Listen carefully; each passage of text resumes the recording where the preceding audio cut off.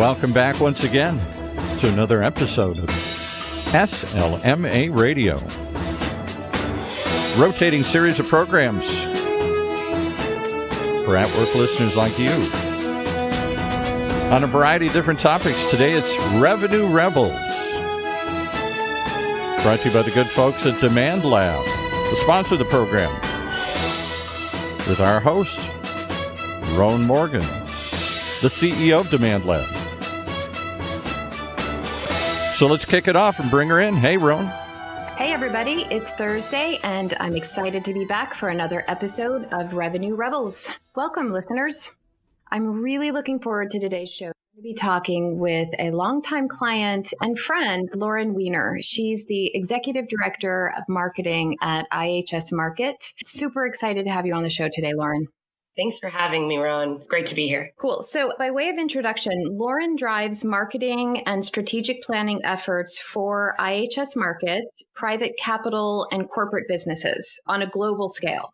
And she's responsible for enhancing client relationships through network affecting experiences and ensuring that the company's client-facing sales and services team are able to communicate and deliver the unique value that IHS Markit brings to their clients. And just a little bit of background for our listeners. Lauren and I have actually worked together since about 2013, I think, probably mid-year, when she was back at iLevel. And we've been able to continue our work with her through 2 acquisitions, actually, from iLevel into iPrio and now into IHS Markit. And that's what our topic is today, right? Navigating acquisitions from the marketing and customer engagement perspective. I'm really excited to have this conversation with you, Lauren, and I think there's a lot that you're going to be able to share with the team. So why don't we just dig right in? Awesome. So you've actually been through 4 acquisitions in your career. Can you give the listeners a little bit of background on your experience navigating the acquisition process? Absolutely. And I'm not going to spend too much time on the first 2 acquisitions, as they were with late stage firms with about 1,000 employees that just switched ownership from one private equity firm to another. And I may have only had to update boilerplates for our web press releases and some language on the website. So to tell you the truth, I really wasn't well prepared for the 2 acquisitions that we're going to talk about today. First one was at a private company with about 55 people. We had no HR, no communications department. I was basically the main point of contact with the acquiring private firm, which held about 1,500 employees. This same company I joined was later acquired by a public firm that held 17,000 employees. So I have acquisitions of all shapes and sizes and definitely all different levels of participation for my part. So that was a totally different experience, I can imagine, going from 55 to 1,500, 1,500 to 17,000 worldwide. I mean, this is an international company with a lot of different business units. Yes. And can you talk a little bit about some of the important moving parts that you and your team needed to consider once you knew that this acquisition was coming? Sure thing. And in the first acquisition, my firm was the 3rd company acquired to create a new line of business with which I gained a new direct report. So when you're asking what steps my team took, it's important to note that the team changed overnight and we needed to get acquainted before we could actually begin the transition. So we had 3 instances of Salesforce to merge, multiple websites, different people, new stakeholders, creative agencies, different marketing tools, multiple offices, you name it.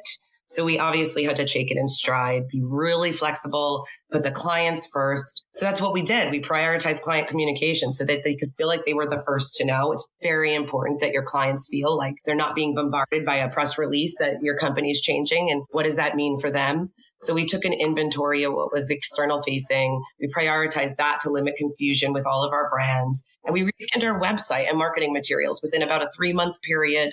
We then merged our CRMs and marketing tools to combine tracking and reporting, which I think was most important to executives. And we moved quickly. We're all focused on one mission, which was becoming one company.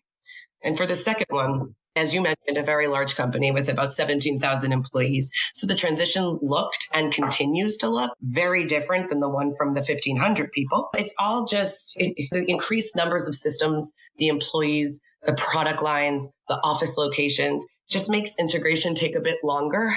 And we followed a lot of the same processes, but due to the nature of a public company, you're tasked with finding more synergies with resources and had less autonomy to make decisions on the fly. Mm-hmm. Yeah. Well, and I mean, you just went through this huge list, actually. There's quite a lot in the last 40 seconds as you were sort of describing and walking us through that. A lot of those things I think are pretty key. The team changes, having to get to know folks really quickly, whether it's a direct report or certainly somebody that you're now newly reporting to, technology, integrations, which of course is something that we're really, really interested in and have worked with you guys on quite a lot. Brand, client communications, all of that. So with so many moving parts, what stakeholders did you kind of prioritize partnering and collaborating with? Great question. At the new firm, the first acquisition, I immediately connected with the CMO. I mean, I knew that this was going to be my future manager. So I obviously wanted to make roads as soon as I could. So through her, I was really able to get connected with a lot of the stakeholders at the new company, specifically in IT, HR, finance, sales, account management. I was able to get to know a lot of the players at the new firm through her, which added a level of credibility first and foremost. But I was also able to establish relationships early on. And I took the time to get to know them, get acquainted with their teams. I took people out to lunch. I, went to the new office often. I mean, I really took a lot of time to try to acquaint myself. So so that I could know where I could turn to get a better understanding of how the puzzle pieces come together at a later date. So I made sure to do the same on the most recent acquisition, just on a much larger scale. There's a lot more people to get to know, obviously. And my CMO is no longer with us, which is pretty normal for acquisitions where a lot of the management may not stay with you. And so it was really up to me this time, and I didn't have her to do all the introductions. So it really took a village. There were representatives from every team on both sides that were involved, from, like I mentioned before, from sales and account management to product, IT, legal, all of it. You know what I think is really interesting is your focus on building relationships, breaking down perhaps any silos that might exist. It's a totally different culture moving from one company to another oftentimes, and you really have to get to know those internal partners. What I really, really like is that you were talking, I think you listed these first, was IT and finance, which isn't necessarily something that I think some marketing folks might think about, right? Well, I need to know everybody in marketing. I need to know everybody in communications on the digital side. But it sounds really smart to immediately connect into the IT group and the finance group, because you're going to be trying to drive a lot of change and then also incorporate into what they've already got. And so to understand their systems, their cultures is critical. So very smart. Very, very smart. Thank you. And that's right. I mean, also they're the people that are going to be merging the systems that you have. And also they're going to be the people that are making those decisions. So hopefully if they like you better, maybe they'll actually leave the systems that you're using. I mean, that's just my own theory. I'm not sure it's necessarily truth behind it. Yeah. Well, I know that you guys did a lot of rigorous work around, with every acquisition in terms of being the acquired and participating in that. So there's a lot of objective work there. But I think subjectively, yeah, relationships help for sure. And I think people make the mistake of that the acquiring firm is going to be the end all be all of all the systems that you're going, and that you're going to lose all your systems as the acquired company. And that's not true. Very often they may look to you to see what you guys are using and see if it will better enhance the systems that you use today. Actually, with that, I would love for you to be able to talk to us a little bit about the role that marketing played or continues to play during the acquisition and during the transition. What was the role that marketing sort of took the lead on? Sure. With both acquisitions, I inserted myself as part of the integration team. So generally, when an acquisition's happening, they put a committee together, and I wanted to make sure that I had a seat at that table, because I wanted to ensure that my team and their efforts were also well represented and thoughtfully considered. But we all work so long and hard to build a brand. And we just wanted to make sure that the brand equity was preserved, fairly represented, and accurate overall. So in the first acquisition, there's little to change with our tech stack, and we function like a business within a business. And with the most recent acquisitions, there's a much larger tech stack to integrate. So the enterprise teams are reviewing closely which tools to move forward with. And they aren't just migrating us to everything that they use, because it was always done that way, as I mentioned previously. That mergers and acquisitions, they give companies an opportunity to adopt new tools, workflows, processes that you may not have benefited from previously. And while they're surveying the tools, I want to be involved, obviously, so I can make sure that they know that these people are making decisions on what I'm going to use, that, and they don't use them every day. So they don't know the features and functionalities. So I wanted to make sure that I had some piece of the puzzle that I could table and say, this is what we need and why. And so we worked really quickly and we did what we could control. So as you know, like I said, I can only make suggestions with the tools and stuff, but it was the website, our promotional materials. We moved quickly so we could inform our clients and prospects of our new look, our feel, our brand name. Our clients did not need to know whether our systems were connected and everything was working together, but we did want to ensure that they had a smooth transition and user experience across all of our IP. So it had a cohesive feel. We really wanted to also make sure that the external facing teams like sales and account management felt comfortable about what they were bringing to their meetings and that they had everything with brand consistency. Whether or not we were still in transition, we at least came up with temporary looks and feels that they could use for, a 6-month period until we figured out where we were going to land. So we just continued producing content, conducting case studies, using marketing to bridge the gap with the new firm. And then our clients they're no strangers to M&A. We're in the private world. My business is actually serving private companies and corporate companies that are constantly doing M&A. So we just wanted to ensure that they continued receiving top-notch service and support. Well, it sounds like a couple of things there. Tools, these are the things that were driving your business, driving your success. It's how you're reporting on the accomplishments of marketing. You don't want to lose those, but you also need to be flexible and know that change is inevitable. But really making sure that upfront you have a seat at the integration table is critical. But I think also it's an interesting new balance that marketing or marketers have today, which is thinking about the technology that you're using day to day and wanting to retain that and any of the data that you're leveraging, but then also really focusing on the customer journey and engagement. So it goes all the way from technology into brand and everything that you're providing to your sales enablement team, services teams, and that sort of thing. So it's actually quite a lot more to juggle, I think. Yeah. Absolutely. People underutilize marketing as part of this integration. We're the ones doing the communication, the rebranding, the stuff that everybody sees. So I think it's really important that marketing doesn't belittle themselves and think, oh, I'll let the management make those decisions and just let me know. Get a seat at the table. Mm-hmm. Yeah. All right. So with that, it's time for us to take a really quick break. Stay tuned. We'll be right back with Lauren Weiner from IHS Markit to continue the conversation. And while you're resetting, let's remind you that today's show is brought to you by the good folks at Demand Lab. They help organizations like yours transform their revenue potential by connecting their greatest assets, people, along with processes, technology, and data through customized revenue ecosystem solutions. By leveraging data, technology, data science, governance, and analytics, and content, Demand Lab helps B2B organizations advance business goals and drive revenue. If all that sounds appealing, there's only one place to find out more. It's at Demand Lab's website, demandlab.com. Go check it out, demandlab.com.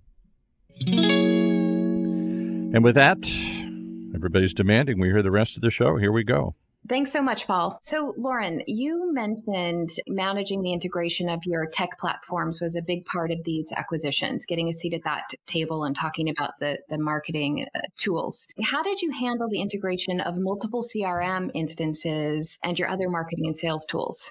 3 Salesforce instances. We chose the one with data and we merged everything else into it. It was pretty easy decision. I think you look at which one is going to be your golden copy. And I think which collects the most data. So that was the way we went. And we took our time and we partnered with best in class third-party firms to ensure that we had no lost historical data from any of those instances. And I think that's huge. It's being more conservative in your approach, I think, is the better way. You don't know what you're going to need as you get down the road. So you don't want to lose all that great historical information that you had from anyone's instance. And you also don't put down any of the companies and say some of their past data isn't important. So I think we took a very democratic approach and just picked one, but merged all the data from every single thing and made it work. I don't know that it's made the data as clean as it could possibly be, but it definitely got on one place. And with our agencies, we had multiple agencies, and even considering which one was going to help was obviously a major concern. And again, we were democratic in our approach there too. We brought them in, they came in and pitched, and we as a team just voted for who we think we should keep. And same thing with the marketing tools. But it was a little bit easier at my first acquisition where they both had Marketo. So the thing that we did there, which I don't think was the best, and I'd recommend to all marketers, don't have multiple instances at your firm. If you're both on Marketo, having 2 instances of Marketo definitely causes a lot of concern, just even with GDPR and compliance issues. So in our instance, we kept both instances of Marketo. So that's a learning for me that I wouldn't do in the future rather than merging. But my team was able to influence the acquiring company's use of marketing automation and BI tools to better support lead gen, thought leadership, and competitive positioning, because they really didn't make the most out of their use case. They would really just kind of use it as an email machine, not realizing lead lifecycle management and how you could really have the entire website functioning through Marketo for lead generation and tracking purposes. So the firm I'm referencing was extremely brand oriented. They just had less mature use of their Marketo instance. And so we really became the subject matter experts within the marketing team with regard to marketing automation. So in turn, it positively affected all of the marketers, and it brought us together a lot closer for mind sharing. Mm-hmm. But there must have been some challenges with this process. Can you give us some examples of maybe a few challenges that you experienced through the integration process? I'm laughing just because, it's so cliche to say this, but change is so hard, and it is for every aspect of our lives, obviously. And so more than any of the technical aspects of the integration, I would say a lot of the challenges just came from the fear of unknown. I have to say one of my biggest challenges was pushing back. Like when I believed strongly in something, there were new executives at the table that I had no credence with. So you want to push back, but you also don't want to be the difficult one. So I think it's a hard balance. And I think staying true to what was best for the business and not just being a yes person is extremely important. I also just didn't dig in my heels when I thought I wanted something or preferred something because I was scared of change. Patience is key when you're joining a larger company, as there are more decision processes in place in general. And culture, I can't emphasize enough. Culture is a huge thing. Going from 55 to 1,500 to 17,000 employees, the culture is constantly evolving, but you really want to maintain the culture that you once had while taking on the positives from the new firm, because you don't want to be viewed as resistant to change in any way, or that you're not being a team player. So you need to be flexible, understand that you're working for all the greater good of the whole, not just your own department. And it's truly a balancing act. But in the end, I think a lot of the thinking and planning, it just needs to be done very quickly to ensure that short-term decisions meet the long-term goals. But we certainly are not as nimble as we once were when we were 55 people, but we're managing them high. But you also can look at it as I have more resources than I did when I was 55 people. So I think there's pros and cons to each side. That makes a lot of sense. And I think that we've talked about this internally a lot. When we're working with very large enterprise companies, it's a very different experience than working with an SMB in terms of being able to move quickly and that sort of thing. But it's a culture shift, but being flexible, I think, is absolutely key. That makes a lot of sense to me. You did actually mention pushing back with some of the new executive team. And I think that can be really hard for a lot of people in these situations. How did you work on gaining executive buy-in? And this is something that we talk a lot about with clients, with just folks that we meet around the space. Gaining executive buy-in is obviously critical to being able to move forward some initiatives. So what did you do? Honestly, it was all about relationships, combined with a bit of persistence, actually. But by inserting myself early in the process, getting to know the players, making the suggestions based on previous experience and learning from past acquisitions, there definitely was a level of trust that already existed that would not have been possible if I had not made those inroads with key stakeholders early on. There was a respect for each of our specialties through the integration process, which that committee that I referenced earlier, there was a representation from every team. And so I think that they trusted that if I was persistent on something that could negatively affect our clients or our prospects, employees, and brand, that it was my job to raise it and essentially fight for it, as long as I had the data or experience to back it up. And I also think that the folks that make it through multiple acquisitions as you have, you're creating your own personal brand inside the company. And so you're building that out over time, which can make a big difference as well in terms of trust, right? Absolutely. Well, and also, I say persistence, but also saying things with conviction. When you are an expert in your space, believe that. and know that you know what's right for the business that you've been, or the brand that you've been representing for that long. You are the voice as marketing. And so it's important that you maintain that voice, whether it's outwards to the clients and the prospects that you're trying to reach, or inwards to the executives. I mean, that voice has to be consistent, and I needed to make sure that I was heard. It was not always easy, though. I need to make that clear. But in the end, I feel like a lot of decisions are being made with marketing being considered now, which I don't think would have happened if I didn't make those inroads early on. And one of the things that I think is really interesting and also an exciting challenge through acquisitions is keeping the marketing machine going while you're going through major change. You know, you can't stop the day to day to leisurely take care of these other things that you kind of need to do off the side of your desk while you're continuing to market and meet your goals. Can you tell us a little bit about how you managed to do that? Absolutely. We divided and conquered, as easy as I could say. There were 3 marketers in our business unit on that first acquisition. Well, originally 2, and then I told you I immediately gained another one. And so we decided up front who was going to drive in which lane. And I was focused on integration and strategy, as I should be. And another team member focused on the rebrand efforts of all of the IP, the website, the collateral, or client communications. And the third team member focused on events and kept the schedule up and running. Emails still went out as planned. And we really made sure that we could make sure events took place as scheduled and continued to be created and published. So we chose the website with the highest traffic to move forward with and sunset the others and redirected all to one site that had the best lead generation machine behind it. That way we could still drive inbound leads while we were navigating our integration. And we partnered, collaborated, and closely communicated all day, every day with each other. We got a lot closer. We learned our strengths, our weaknesses during this time. And while we were integrating with a new team member, I think it really did help fast forward that relationship. And it just helped with the organic structure of the team when it all settled down because we knew where our strengths lie. Yeah. I mean, I can say that I did personally witness a lot of that. And it's a pretty exciting time, I think, for people that are up for the challenge. And it's not an easy thing to go through, but certainly very exciting and cool to be able to accomplish so much with a tight team.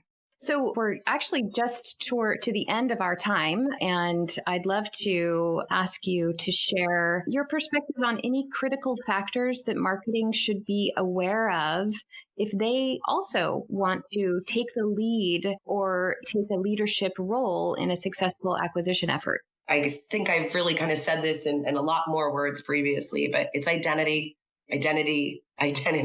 from a marketing standpoint. So, and I don't mean your personal identity. I mean the brand identity. I just don't think there is anything more important than a company's identity and brand, because some tough decisions need to be made prior to the deal being finalized of what is happening with the company's brand overall, as well as each of the products. Like, are we keeping the name? Does the product name stay? Are we taking on the new company? Are we just keeping the current company as it stands and functioning as a business within a business, or are we completely ripping the brand away overall? And so I think that we all felt really strongly about our own interests. So obviously from a marketing standpoint, it was the brand identity for me. So unless these things are decided as part of the deal, it can become a power struggle later. And so to be fair, I know that they can't always work that out while they're worrying about money going back and forth. And I know they're probably not thinking about logos and brand names, and they could start those conversations as early as possible. And if you as a marketer know that an acquisition or a merger is coming down the pike, if you could remind those executives that are sitting at the table that these conversations are important, the longer it takes to make these decisions, the more confusing it is to your audience and your employees at a later date. Yeah. All right. And finally, what tips would you offer to teams that are preparing for the acquisition? Any last few tips, tidbits? So not to sound repetitive, but you should really start conversing with those relevant stakeholders and make connections with the new firm and make the decisions on the future identity of the overall brand as soon as you possibly can. And the same goes for the technology. And stick to your objectives and plans. Like, business does not stop just because you're acquired and now you have more eyes on your performance than you did before. So it's very important that you keep it going, not only for your internal teams, but your clients need to see that their business isn't overhauling just because you've been acquired. And stay flexible. People do not like change, but it's inevitable. So just do not fight it, because it's just going to make it harder for yourself. Yeah. Great points. And I really appreciate that. Lauren, thank you so much for joining us today. It's been a great pleasure to be able to talk to you in this format. And can you tell us what is the best way for our listeners to reach you?